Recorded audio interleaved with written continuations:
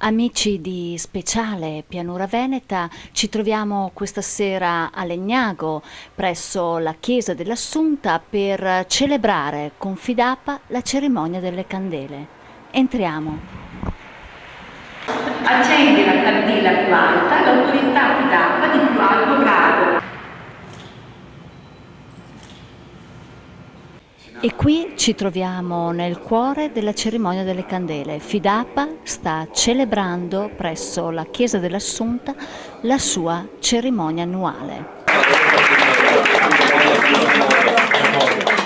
Amici di Speciale Pianura Veneta, ben ritrovati. Ci troviamo oggi in compagnia di Gabriella Vallieri e Marisa Saggiotto per Fidapa. Gabriella Vallieri, presidente del distretto Nord-Est, un distretto molto ampio, ma diciamo a tutti i nostri telespettatori che cos'è Fidapa. Fidapa è un'associazione di donne nata nel secolo scorso, subito dopo la Prima Guerra Mondiale.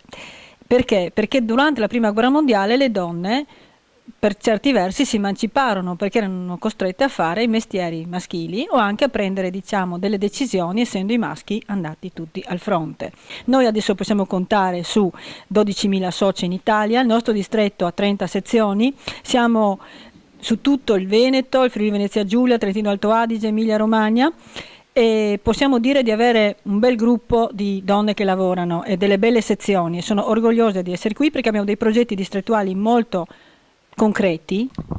Grazie Gabriella, e do la parola all'amica Marisa Saggiotto. Allora, l'esperienza è un'esperienza molto bella. Fidapa per me rappresenta parte della mia vita perché l'ho vissuta ancora negli anni giovanili a Lonigo, da cui appunto provengo. Siamo in compagnia di Cristiana Furiani, nota imprenditrice nella Pianura Veneta, nonché presidente del Consorzio di Promozione e Tutela del Radicchio Rosso di Verona. Questa sera qui alla cena Fidapa, perché anche tu sei socia Fidapa. Come mai, Cristiana, hai scelto questa associazione di donne? Perché, come dice il nome, Federazione Italiana Imprenditrici Arte e Professione, mi sento rappresentata da questa meravigliosa associazione al femminile, mi sento appoggiata nelle mie iniziative, un punto di forza per noi donne. Un consiglio a tutte le donne: iscrivetevi a questa associazione, valorizzerà il vostro lavoro.